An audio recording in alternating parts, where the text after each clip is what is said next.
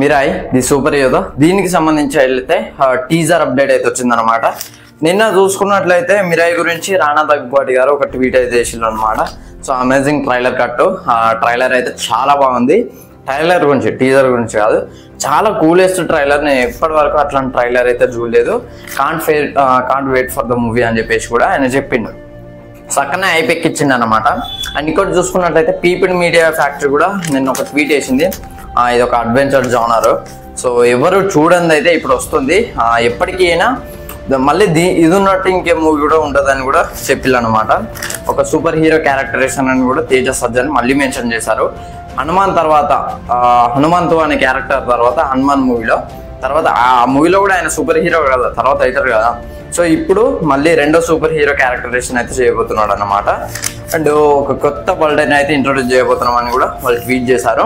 And దాంతోపాటు ఒక పోస్టర్ని release చేశారు. ట్రైన్ మీద అయితే తేజ సజ్జన్ అయితే ఉన్నాడు. సో తన చేతిలో అయితే ఒక కర్ర, ఒక వెపన్ అయితే ఉన్నది అనమాట. మంచు మనోజ్ గారి చేతులు బ్లాక్ స్వాడ్ అది ఎట్లయితే ఉన్నదో, సో ఇతని చేతిలో ఒక కర్రన అయితే ఉన్నది. సో అది ఏం కర్రనో మనకైతే తెలియదు. దానికైతే సూపర్ పవర్స్ ఉంటాయి.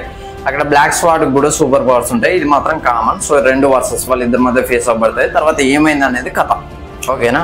సో ఆ ట్రైన్ మీద దూకాడు. ఆ గ్రాఫిక్స్ అయినా చూడడానికి బ్యాక్గ్రౌండ్లో చాలా బాగుంది. సో అది నాకు చాలా బాగా నచ్చింది.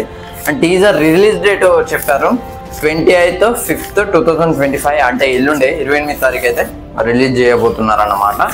సో నేనైతే ఈగర్గా వెయిట్ చేస్తున్నా. మిరాయ్ నుంచి వెళ్ళి అప్డేట్ వస్తే బాగుండు. మొన్న ఓన్లీ బ్లాక్ స్పాట్ గ్లిమ్స్ మాత్రమే రిలీజ్ చేస్తారు, ఇంకేదన్నా రిలీజ్ చేస్తే బాగుండు అని చెప్పేసి నేనైతే తేజ సజ్జ గారి క్యారెక్టరేషన్ కొరకు వెయిట్ చేస్తలేడు. మంచు మనోజ్ గారి క్యారెక్టరేషన్, ఆయన విలన్ రోల్ అది కొద్దిగా ఎక్స్ట్రీమ్ గుడ్ ఉన్నది.